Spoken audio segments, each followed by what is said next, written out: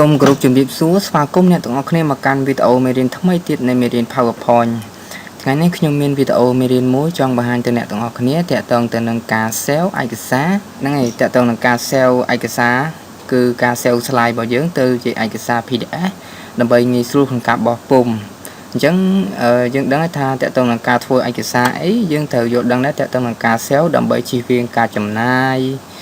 ជីវៀងការ save ឯកសារទៅវាខុសអញ្ចឹងយើងចំណាយច្រើនក្នុងការ print វាព្រោះกระดาษខូចដែរជាដើមអញ្ចឹងមុនចូលទៅដល់មេរៀនសូមអ្នកទាំងអស់គ្នាជួយចុច like ជួយចុច subscribe និងចុចរូបកណ្ដឹងដើម្បីទទួលបានវីដេអូមេរៀនថ្មីៗបន្ថែមទៀតពី channel របស់ខ្ញុំនឹងព្យាយាមធ្វើវីដេអូឲ្យបានច្រើនជូនអ្នកទាំងអស់គ្នាហើយក៏សូមការអធិស្ឋានទុកជាមុនដែរបើសិនជាមានកំហុសឆ្គងឬមួយក៏ការនិយាយលើសលួសមិនគប្បីសូមការអធិស្ឋានហើយវីដេអូនេះខ្ញុំធ្វើឡើងសម្រាប់ចែកជូនទៅអ្នកដែលគាត់អត់ទាន់បានយល់ដឹងផ្នែកនេះណាបើសិនជាអ្នកទាំងអស់គ្នាបានយល់ដឹងហើយក៏សូមការអធិស្ឋានផងអញ្ចឹងយើងចូលទៅមេរៀនទាំងអស់គ្នាបាទនេះឥឡូវយើងចូលមកដល់មេរៀនយើងហើយនេះគឺជាឯកសារដែលខ្ញុំត្រូវការ print ជូនអ្នកទាំងអស់គ្នាហើយក៏សូមការអធិស្ឋានដែរដោយសារនេះជាសាលារបស់ខ្ញុំរៀនណាប៉ុន្តែខ្ញុំអត់បានដាក់ logo សាលាទេកុំឲ្យជាប់ logo អញ្ចឹងណាបាទនេះខ្ញុំឧទាហរណ៍ថានេះជា logo សាលាហើយសាស្ត្រាចារ្យនេះក៏ខ្ញុំអត់បង្ហាញឈ្មោះគាត់ដែរខ្ញុំចេះតែដាក់ទៅឈ្មោះនិស្សិតអីហ្នឹងបាទអញ្ចឹងនេះគឺជា slide tab ដែលខ្ញុំមាន8 slide ហើយខ្ញុំចង់បង្ហាញទាក់ទងនឹងការ save ឯកសារ PDF អញ្ចឹងយើងដឹងហើយថាឯកសារ PDF ពេលយើង save ទៅដើម្បីធ្វើការ print ហ្នឹងណានេះខ្ញុំនឹងបង្ហាញគំរូការ save បែបនេះបាទនេះគឺជាឯកសារដែលខ្ញុំបាន save ហើយនេះអ្នកទាំងអស់គ្នាឃើញអត់មាន8 slide អញ្ចឹងពេលខ្ញុំបង្ហាញមកនេះគឺវាមាន8បែបនេះអញ្ចឹងណាវាមាន8 slide អញ្ចឹងវា file មួយអញ្ចឹងតើយើងត្រូវ save បែបម៉េចអូខេអញ្ចឹងយើងចូលទៅការ save ទាំងអស់គ្នានេះ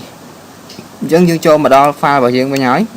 ដើម្បី save ឯកសារបានអ្នកទាំងអស់គ្នាត្រូវចូលទៅកាន់ពាក្យមួយគេថា file នេះចូលទៅកាន់ file ហ្នឹងអូខេបន្តមកទៀតយើងចូលទៅកាន់ពាក្យមួយគេថា save as បាទ load បន្តពី load ចេញ save as មកនេះគឺជាឈ្មោះ file name គឺជាឈ្មោះឯកសារដែលយើងដាក់ឥឡូវខ្ញុំដាក់ថាអីគេ homework បាទខ្ញុំដាក់ថា homework នេះខ្ញុំដាក់ថា homework បន្តមកទៀតអាកន្លែង file as ហ្នឹងគឺជាប្រភេទ file ដែលយើង save ឥឡូវខ្ញុំចង់បានជា PDF អូខេបន្តមកទៀតអ្វីដែលយើងត្រូវធ្វើជំហានទី3គឺរើសទីតាំងដាក់ឥឡូវខ្ញុំដាក់លើ desktop បន្ទាប់ពីដាក់លើ desktop មកយើងចាប់ផ្ដើមចុច save អូខេនេះ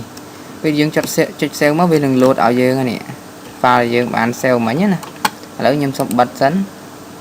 អូខេអញ្ចឹងយើងចូលទៅកាន់នេះអូខេមួយនេះនៅខាងក្រោមគេយើងបើកមកនេះគឺជាឯកសារដែលយើងធ្វើការ save មិញជាប់ហើយ8 slideអញ្ចឹងគឺនេះវាចេញមួយ slide មួយណាហើយយើងយកទៅកាន់កន្លែងបោះពុម្ពទៅយើងអាចធ្វើការបោះពុម្ពឯកសារបានហើយពេលយើងចូលទៅដល់យើងគ្រាន់តែធ្វើការបោះពុម្ពទៅហើយបើសិនជាយើងចង់បោះពុម្ពអ្នកទាំងអស់គ្នាត្រូវចុចនេះពេលយើង save ចឹងហើយបើសិនជាកុំព្យូទ័រយើងភ្ជាប់ម៉ាស៊ីន print យើងចុចពាក្យមួយគឺកន្លែងនេះមានរូបម៉ាស៊ីន print ហ្នឹងហើយយើងធ្វើការរើសមកឬមួយក៏មួយទៀតយើងចុច Ctrl P លើ shortcut key របស់យើងលើ keyboard អញ្ចឹងនេះកន្លែងនេះគឺ printer ហ្នឹងគឺម៉ាស៊ីន print ហើយកន្លែង copy នេះគឺជាចំនួនដែលយើងចង់ copy អ្នកទាំងអស់គ្នាចង់បានប្រមាណហើយយើងធ្វើការ copy មកអញ្ចឹងណាតាក់ទងនឹងទំព័រយើងចង់បានទំព័រពីទំព័របានតែពី slide ណាដល់ slide ណាយើងអាចធ្វើការនៅនេះបានហើយនេះពាក្យ fit ហ្នឹងបានន័យថា 100% ពេលយើង print មកគឺវា load ទំហំ 100% ឲ្យយើងហើយកន្លែង poster នេះគឺបង្ហាញអំពីទំហំរបស់វានេះតែអ្វីខ្ញុំចង់បង្ហាញគឺកន្លែងនេះខ្ញុំចង់ប្រាប់អ្នកទាំងអស់គ្នាថាកន្លែងហ្នឹងគឺជាកន្លែងដែលយើងអាចកំណត់ select បានតែកំណត់ប្រភេទกระดาษដែលយើងចង់ print ឥឡូវខ្ញុំយកกระดาษផ្ដេកអូសេសំទោសខ្ញុំយកกระดาษបញ្ឈរបន្តមកទៀតយើងចូលទៅកន្លែង custom កន្លែង page per sheet អញ្ចឹងយើងយក2អ្នកទាំងយក2មកអ្នកយកกระดาษបញ្ឈរនេះអញ្ចឹងយើងអាច print បានឥឡូវខ្ញុំសូម print យកกระดาษឥឡូវខ្ញុំអត់ print អញ្ចឹងឯងខ្ញុំសូម print ចេះសិនយើងចុច Ctrl P បាទ តមកទៀតខ្ញុំនឹង print ជាតម្រងមួយទំព័រឲ្យអ្នកទាំងអស់គ្នាមើលនេះបាទអញ្ចឹងដោយសារម៉ាស៊ីន print ខ្ញុំអត់ភ្ជាប់ម៉ាស៊ីន print ទេយើងអាចរើសនេះមកហើយវា load ម៉ាស៊ីន print មកយើង print ទៅនេះដូចខ្ញុំបង្ហាញនៅលើអេក្រង់ជូនអ្នកទាំងអស់គ្នាអញ្ចឹងបើន័យថាពេលយើង print មកគឺមក select A4 ហ្នឹងគឺវាមានតែមួយ slide ទេអញ្ចឹងណាបាទអញ្ចឹងខ្ញុំនឹងទៅ print មួយទៀតតាក់ទងនឹងការ print ឲ្យជាប់